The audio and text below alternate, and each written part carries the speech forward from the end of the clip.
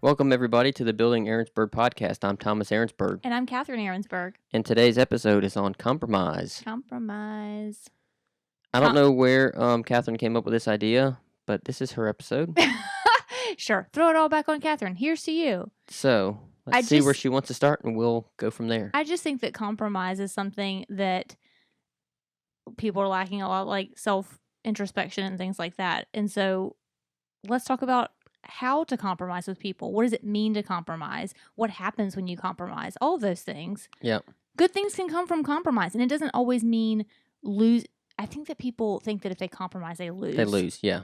You're losing if you compromise. So when you said, hey, let's do one on compromise, you know I'm a big Black Swan, FBI.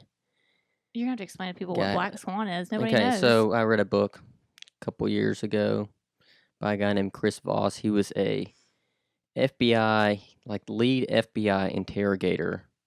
For hostage type situations. Yeah, negotiator. Negotiator, yes. And so whenever you think of compromise, that's his book was about that. It was called Never Split the Difference. And it was about... Which is hilarious because that doesn't sound like compromise at all, does it? Yes, that's exactly, when you said compromise, the very first thing I thought was what he says in that book about compromise. Which is never compromise, basically. Yeah, basically what it comes down to is that both sides came to the negotiation with something that they want. And you just need to figure out what that other thing is that the person wants. Essentially. And see what you want. And is there a way we can both get what we want? Yes. But Chris Voss is basically saying to compromise without compromising. You're compromising to get everybody what they want, but you're never giving up anything that you want. You know, you're not no, walking I think away. you're getting what you want. I mean, in his case, he wanted the terrorists to let go of the hostages or whatever it was. And he got what he wanted. Sure. And a lot of times the terrorists or whoever, I mean, I say they're always terrorists. They were bank robbers and other things. A lot of times you think what they want is, oh, I want to rob the bank because I need the money or because I want money or because whatever. And a lot of times that's not really what they wanted. And a lot of it was, there's a lot of like psychology that goes into this, obviously. This is really a psychological book. Right. A psychological book? No. But it was helping them almost figure out what is it that you want and how can I help you get that? Yeah. It's basically building a rapport and building a relationship. Right. But, so in this podcast, as you guys have probably noticed by now, we always talk about each one of these subjects as they pertain to your family, a business, and then, of course, our construction projects, which kind of, I mean, those things always meld together for us. So, of course, that's what we're talking about, but it can result in coworkers, things like that, various different ways. And some of these people you know really well, and some of them you don't know at all. Sure. So, for example, with this Chris Voss guy, he doesn't know these people. So he has to take time to build a rapport with them in order to make the person feel comfortable and like he knows them well enough to where he can really find out what it is that they want in order to compromise. Like there's a lot of backstory that's got to happen there really quickly in order for him to do his job properly. But ultimately, compromise is the way that they come out of it and everyone's safe and happy. Right. Guy's still going to go to jail, but usually, I mean, unless they get away, sometimes they get away. But they didn't nobody got hurt or a few people got hurt. And so, of course, we're not talking about anything that serious when it comes to our subject matter. But when it comes to... I don't know. Sometimes your kids try to hold you hostage and when they want their snacks or they want their... Little terrorists? Yes. Basically what they are sometimes. Okay, so I do want to talk about, of course, how we do those things. But also, how do you compromise with yourself a little bit? Interesting. In that, I think a lot of us go into our daily lives with our children, with our spouses, having expectations about how we're going to handle certain things. As we talked about a few episodes ago, every non-parent thinks that they know exactly what they'll do when they become a parent. Right. And then ultimately, when you become a parent, you end up compromising your own thought process on how you would handle any given situation. Right. Because life is always being compromised no matter what, right? So you always said my kids are going to eat all their food, or they are going to eat exactly what I put on their plate. Vegetables. I'm never going to cook a separate meal for kids because they're going to eat what I put on their plate, or else. And then not too long after that, you're defeated and you're tired and you compromise, right? Here comes the pizza rolls. Well, Hot and dogs. people, it's not even sometimes, that my kids won't eat whatever. It's like, I don't have time to cook this, or I don't have. So what I'm getting at is there's more than just compromise between two people or one person in a group of people. There's also the compromise that happens within your own head, Right. given on a daily basis the things that you go through and the way you thought things were going to be, which is expectations as well. But compromising on expectations, compromising on disciplining kids, compromising on how this project is going to get built, how I'm going to approach an employee or a client or any of these things. Your entire life is just a bunch of compromises. And it's interesting how sometimes there's just certain things that we refuse to compromise on for some reason.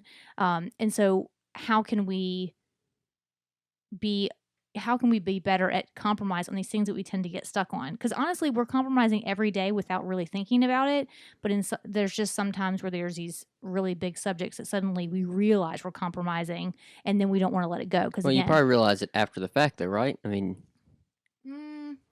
What after? No, like you're going through it, and then you make a decision, and after the decision, you're like, "Wait a second, I shouldn't have done that." Well, that's where the self-analysis comes in, which some of us don't have that, right, or have it very well, and so we may not be willing to admit to ourselves that we did compromise. A lot of people have convinced themselves that they have changed their mind on something. Yeah. Right? Is that not the same as compromise to you, though? Not always. I think that you can still have an ideal that you go by, but you realize in any given situation that ideal isn't going to work in that case. But you still believe in it, but just in that case, it's not something you... I think so. I think that's what compromise is. I don't think compromise is changing what you believe. Your belief system. I think it's realizing that... your belief system is not universal. Yes. And there's times that you have to step away from it. Don't you think? I don't know. You have to stop and think about it for a minute? I have to think about it. I can't ask. So let's go back to where we first started, was compromising between two people. Okay. Husband and wife? We're going to do that? It could be that. It could be you and a client or a contractor. Adults. You mean two adults, though. 2 adults. Not 2 children. Yeah.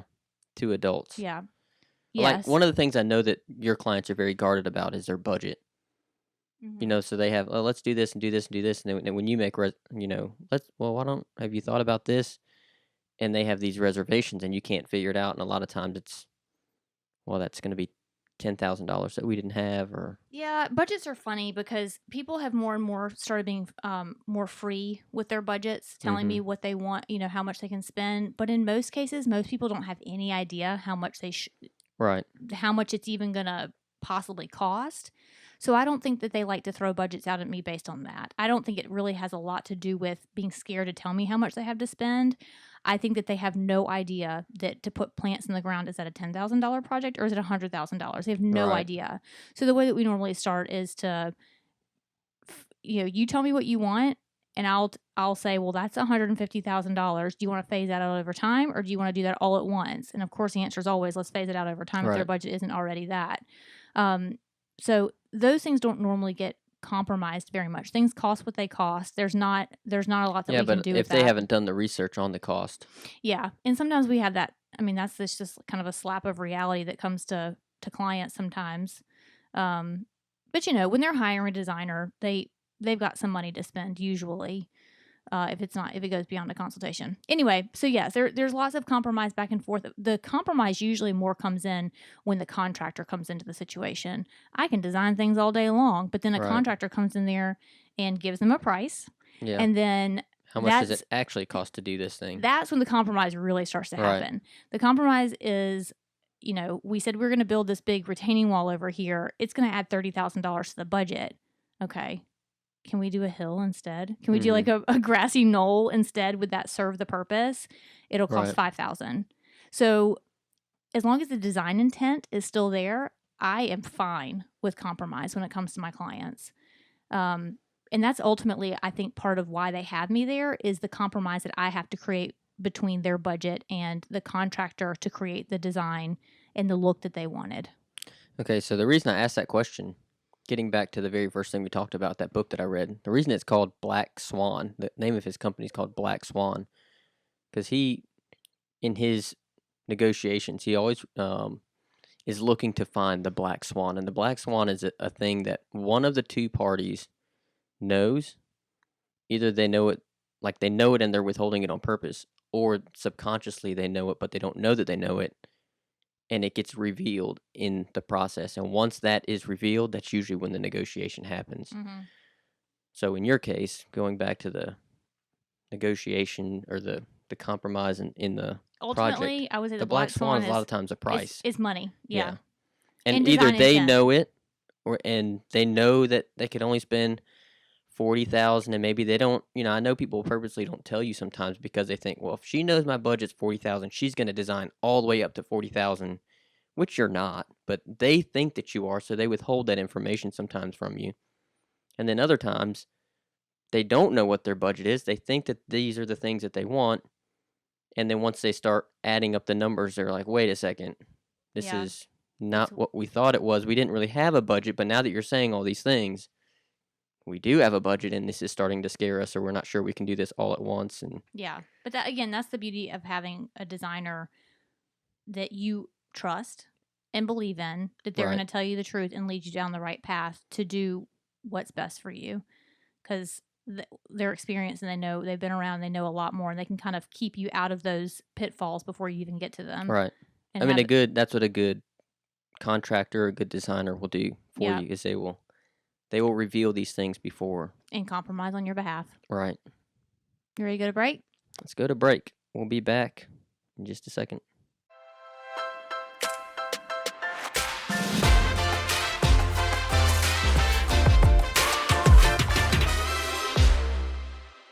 Welcome back to the Building Aaronsburg podcast. We are talking about compromise. We're going to shift gears. We were talking about Catherine's business and how she helps her clients and working with her and with contractors. We're going to shift to the family, though. Compromising between those little terrorists that you have running around your house. That's so ugly. That's not how we look at our children. We say stuff sometimes, and it sounds like we say stuff so flippantly, and I just don't think it's fair. Our kids are not terrorists. They're wonderful people, and we're raising them to be great humans. We're raising them not to be terrorists. We're raising them not to be terrorists. That's right. So the deal with kids and compromise is, again, we are raising them to be adults, right? Right. And there is sometimes when, as adults, you do have to soften a bit and reach some sort of conclusion that works for everyone, and not be so hard-nosed about every decision that you make. Just because your parents did it that way and you decided that was how it is, or wasn't the way that you were going to raise your own children, it isn't necessarily the blanket way that things or need like to be done. Or like you said earlier, when you don't have children, you come up with all these fantastic ideas of what you're going to do as a parent. I am never going to do that. I am always going to do this. And then the rubber meets the road, and it's 7 o'clock, and you're just getting home. You don't have time to cook. You're hungry. Kid's hungry. We're hitting Chick-fil-A. Right. Every time. And we said we would never do that. Fast food. Our kids would never eat fast food. Right. They would never have the taste of a processed whatever in their mouths. We never said that. I'm not saying we said that, but we definitely did not. That's not how we lived our lives before we were married. So. No, but I just think that, for example, and this has nothing to do with discipline really, but when I was a kid, I'm one of 5 girls and one boy. Okay, so I've got 4 sisters and a brother, and the rule in our family was you couldn't get your ears pierced till you were 13, and you couldn't shave your legs until you were in 6th grade. In my opinion, those were random rules, little random rules. But I have to say that up until a certain point, I was like, that sounds good. 13, like, why do you need to have your ears pierced before 13? Right. Why do you need to shave your legs before 6th grade? Whatever. So I had my own girls. I have 2 girls. I have 2 boys. My oldest is a girl, and she started begging to have her ears pierced around probably like 8 or 9, I would say. Yep. And I was like, no. I don't think I ever told her 13. I don't think we did either. I think in your mind you probably had that number. Yeah. But you didn't ever. But I'm raising this kid, and I'm watching her, and I got to the point where I said, you know what? I wasn't allowed, and she knew this rule, I wasn't allowed to get my ears pierced until I was 13.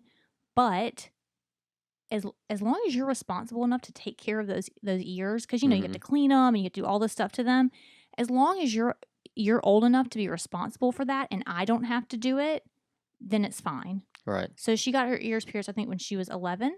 Is that correct? That sounds right. Or 10. It was for her birthday. I remember you took her for her I think birthday, she but I turned don't remember which 10. one. Yeah, because she's about to be 12. I mean, she's about to be 13 this year. Holy mackerel, we're gonna have a teenager in the I house. know. But yeah, I think she was turning 11, and I took her and had her ears pierced. Again, compromise on my own views of something Right. that weren't really hard pressed, so it wasn't that big of a compromise for me. But it was a compromise also with her. She wanted them done at 8, and I was like, nope, not happening. And Well, then because you knew at that time, you know what goes into getting your ears pierced because you have yours pierced, and you know that if they don't clean them and they don't turn them and they don't whatever, they can get infected or they can close back up or they can and grow, skin can grow over your earring, which has right. happened before in the family. So I was very aware of that. So I compromised on that. And I think that teaches your kids. It's just like, now it's such a newfangled thing. It definitely didn't happen when we were kids. When we yell at our kids, like 99% of the time, no, I wouldn't say 99, a large part of the time, if we really were yelling at them because we were just in a bad mood, we go back and we apologize. I shouldn't have yelled at you that way. Like, that never would have happened when we were kids. Yeah. Ever. Parents don't apologize to their kids. It's definitely a newfangled way of things. But you're teaching your kid Right. that adults can make mistakes and that we're going to teach you to apologize. So we're, teaching them something new. And so I think the just compromise of how you're going to raise it's all changed so much. Yeah, I think also going back to the ear piercing thing, I think it also taught her that, it's a privilege to get your ears pierced, but there's a responsibility that comes along with that. And until you're ready to show us that you can be responsible, you will not have that privilege. Yeah. Which is that's a really, that is like the lesson to learn in terms of being a good citizen. But none of those words were spoken. No. But you didn't have to say those words, but yeah. She understood that we were not just going to let you have this just because you wanted it. Right. That there was things that went along with having this privilege. Yeah, being responsible. And if you could show us that you're responsible, keeping your room clean and just little things, chores around the house, then we'll get it done. And we can make that happen.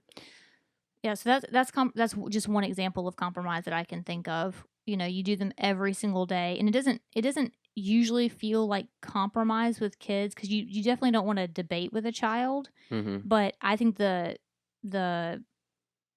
part of that that's really important is they've said something to you, or you've had a conversation with a child about you can do something or you can't do something, and the parent walking away and being quiet for them, and thinking about that and questioning themselves. How important really is it that they do it this way or that way? Right. Can I give a little? Is it going to hurt anything? Is it going to bother? I've seen things like friends on Instagram and stuff. They let their child shave the bottom part of their head and perm the top part. Yeah.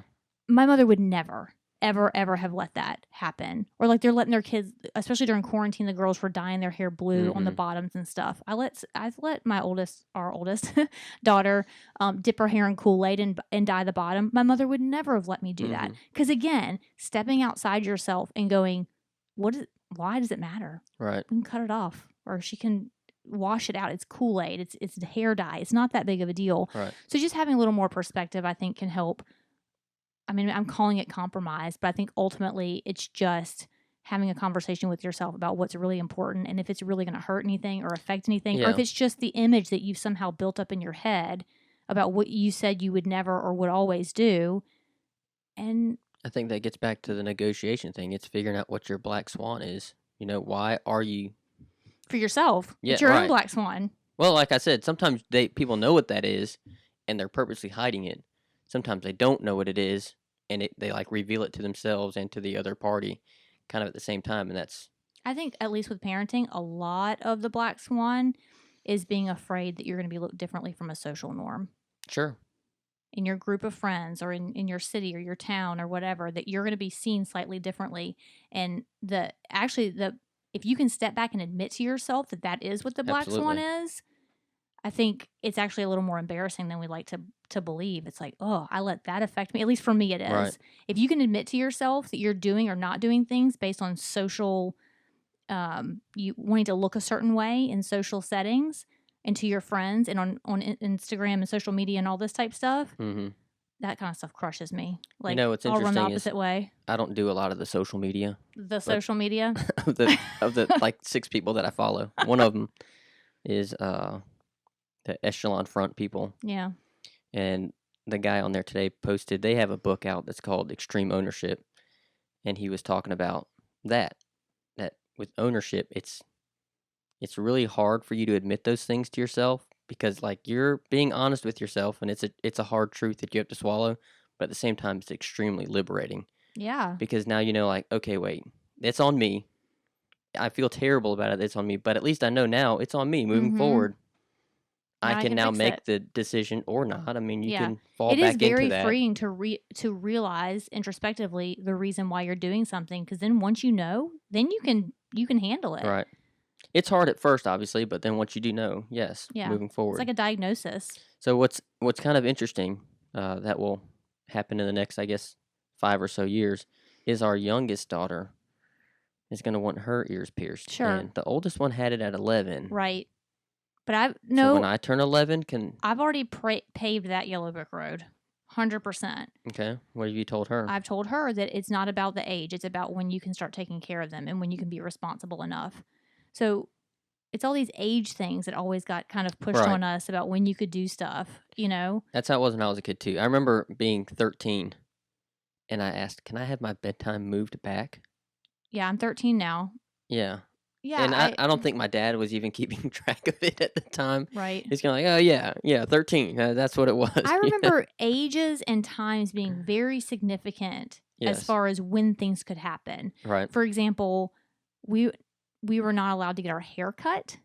Some people are going to think this is nuts balls, which I tend to agree. but I'm just going to tell you anyway. We were not allowed. Remember, I'm one of 5 girls. Right. None of us had our hair cut before kindergarten. And let me tell you, Cannon babies were born with a lot of hair. We were not bald. So what about your brother? No, he got his hair cut in like 5 weeks.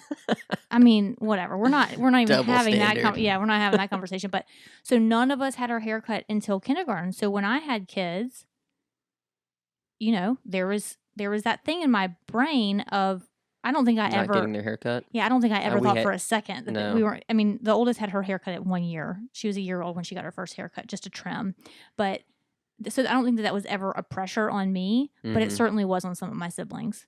So who had girls, and it was like it's like that old saying. Have you ever heard that story of the granddaughter and she's having Thanksgiving for the first time at her house, and she cuts the turkey in half and puts it in the oven, and they'd been doing it. Her mom had been doing it for years and years. So she asked her mom, why do we cut the turkey in half to put it in the oven? Her mom's like, I don't know. So she asks her mom, and her mom says, I cut it in half because it wouldn't fit in my oven. Yeah. So like grandma had a reason to cut the turkey in half. Right. But then it started this ridiculous tradition of people doing things for no good reason whatsoever other than their mother did it before them. So the idea of reconsidering all of these things that your mom did, not that you have, I mean, some things they did because they are good, but let's be considerate of why they were done and if it really matters and if it's something that you should carry on to your children and just in your daily life. And if the things that we're talking about negotiating and compromising even with your spouse or other adults are those preconceived ideas that we brought from our parents that have basis in nothing at all. Well, or they had basis in things that don't apply anymore, like cutting the turkey in half. Sure. There was a reason for that. There's not, that reason doesn't exist anymore because mom's got a bigger oven. Or things that happen, trauma that happened in our own life that we're now pushing to have, we're pushing in fights against other people because stuff that happened in our life. Right. When that person doesn't have that trauma and we're trying to push that off on them, when in reality, the compromise needs to happen because they've never had trauma, so they don't know what you're going through, and you don't know what they're going through.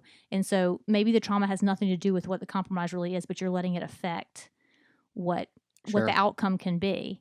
So I guess this always just comes back to self-analysis. It really does. So much of the subject matter that we talk about comes back to but really in this case, so if there's thought. another person involved, it's figuring out what they want out of the negotiation also. Sure. Because, I guess we need to take a break, and we'll come back and talk about spouse compromise.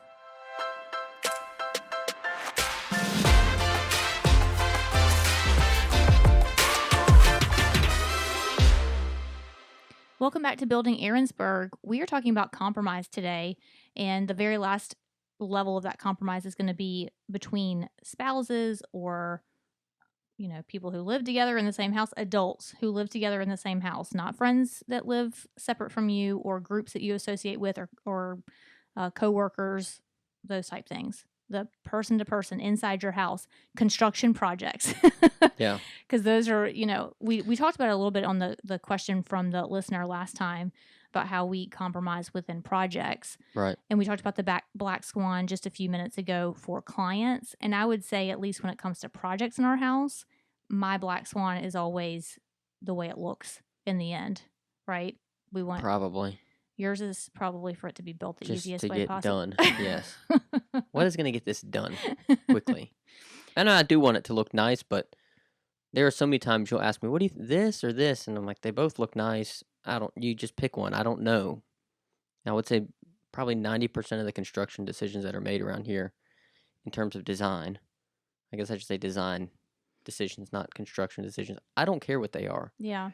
So but I think that makes it easy for us in some cases because you Sure. kind of design and I just build, and Right. there are some things that need to be compromised Okay, so because of separate. the way they have to be built. Yes. But cost separate from or whatever. building, as far as personal stuff, Mm-hmm. between me and you, I would say the method that we've learned is Rock, just paper, scissors. no. I wish. No, I don't you wish. don't. I don't wish, because then I'd lose half the time, and I don't want that. Because again, it's compromise. It's not win and lose. Right.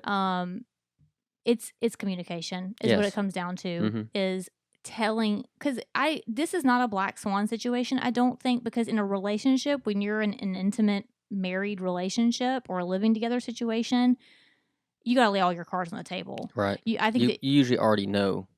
I don't know. I mean, unless if it's something new, if you brought something new that I wasn't expecting or we've never talked about before, I mean, stuff like that happens. Like we have to buy a new vehicle yeah. or something, and we've never. I mean, we've done it now, obviously, but the very first time we had to buy one, the van or the truck. Those are not things that It's you hilarious to deal me with that typically. your So brain goes to buying a car, and I'm going to, like, I'm mad at you because you did or didn't do something. I'm thinking about an actual fight over something. Okay.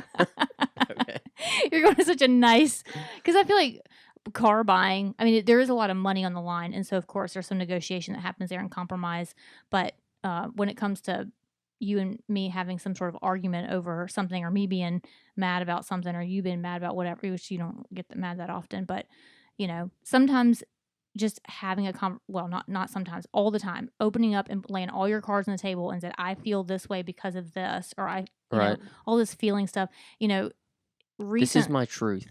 Oh God. Okay, look, let's talk about my truth. I can't with all that stuff. I can't with my truth, and I just said I feel, but I think we've really started to confuse I feel with I think, and there's a definite difference between those two things. Or I believe.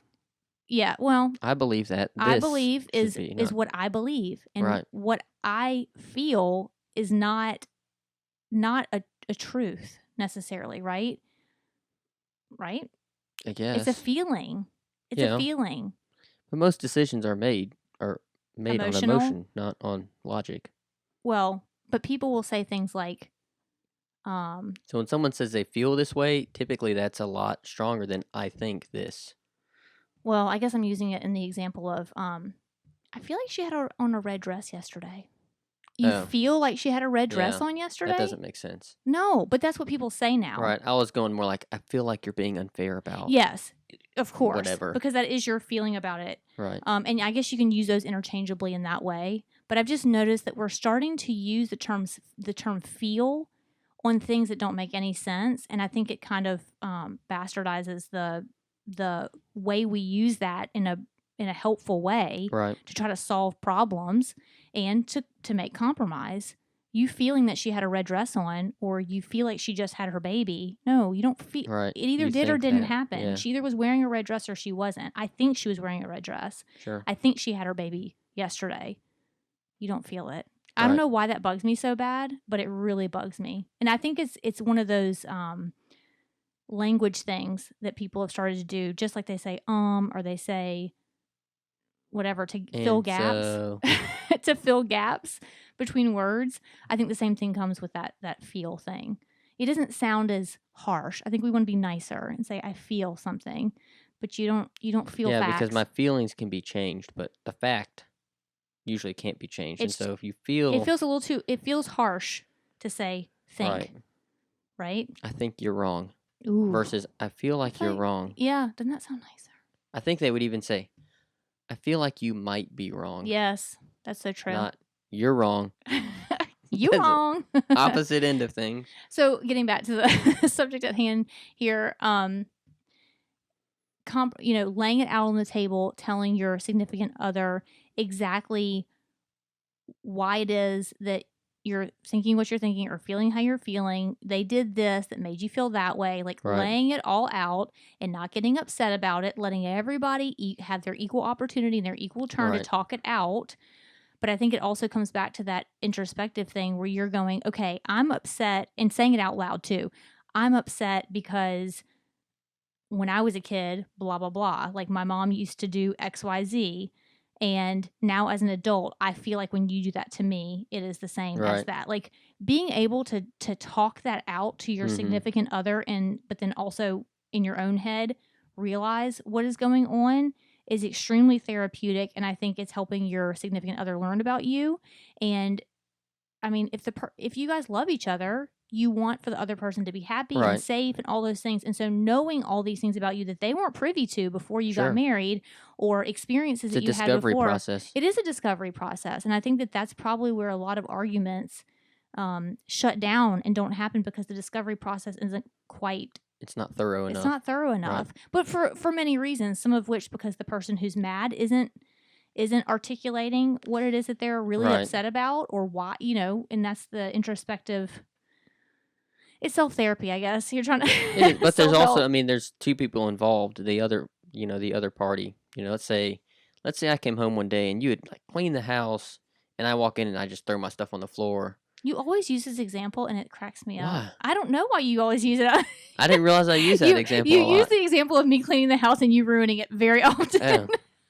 On the podcast or just in general? On the podcast, yeah. Oh.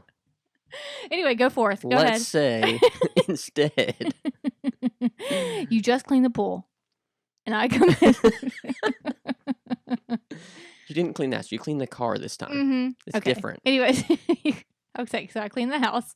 You came in. I almost lost where I was going with that. I'm sorry. I ruined it I for think you. what I was going to say was it's you being, if you were upset about that, it would partly be on me realizing what I've done without you having to tell me. Yes. And that gets into the discovery. But it would be so easy for you to say, well, I've been gone all day long. I'm exhausted. I've been working all day. I've been gone from 6 a.m. this morning to 7 o'clock this evening. I just want to relax. I just want to put my stuff down and relax. Yes. That's how that conversation could go very easily. That's true. And so then it's back on me to go, well, maybe I'm being a jerk. Sure. Right? So yeah, let him have his 5 minutes to gather himself. Well, sure. Or I mean, I don't know. I'm just throwing things out there. Yeah, but it goes both ways. I feel like that might be what needs to be said. Is that your truth? So that is all we have today for compromise. We're going to move on to the listener question, which is going to come up next.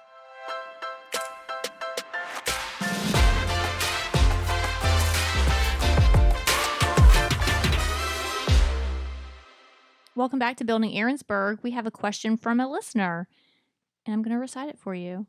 It goes like this. Dear Thomas and Catherine, have you guys ever considered opening a home renovation business? You seem really talented at this.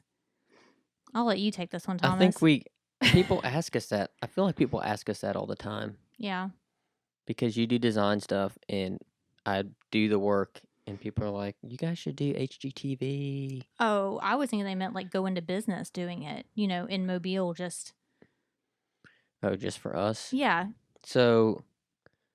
My answer on that's no. Yeah, my answer is no also, but and I've said this to you several times. I like to do the construction work when I get to do it, not when I have to do it. Mm-hmm. And obviously if that was my job, I would have to do it. And I don't like having to do something when I have to do it. Going back to, I think I've given this example before when we were building those arches in the living room. When you're like, let's do these arches. I was like, yeah, that's going to be really cool. and I got to build the first one, and it was a miserable experience. But I still had to do the other two.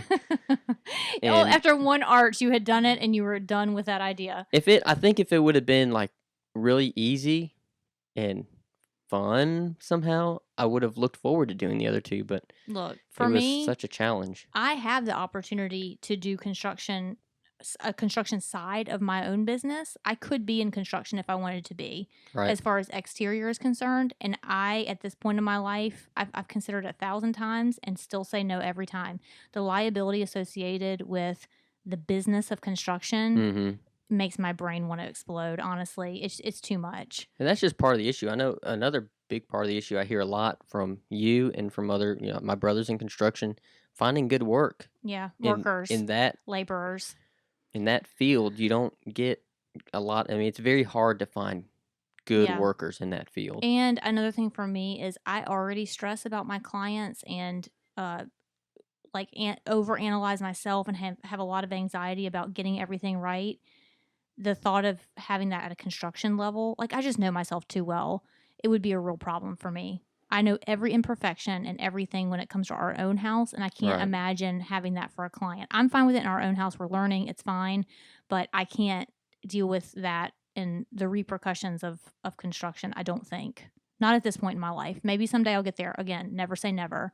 Right. But as far as you and I going into business together, I think we do great in a business together. You help me with my current business as it is.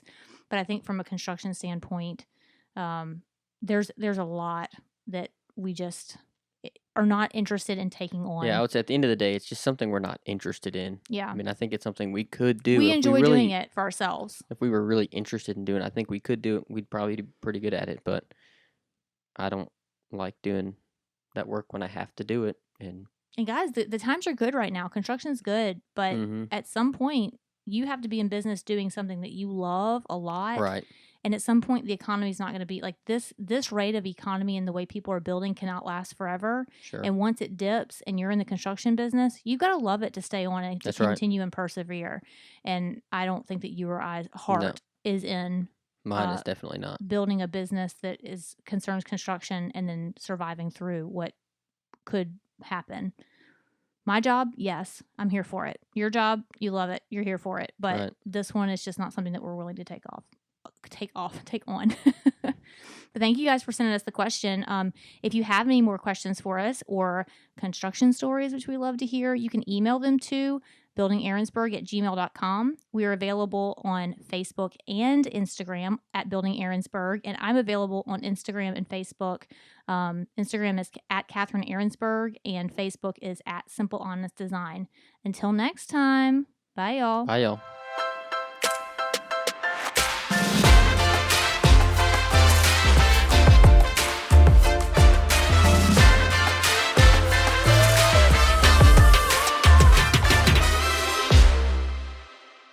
We should start over. I don't think that was bad. Oh, okay. That makes one of us. But we'll compromise and I'll start over.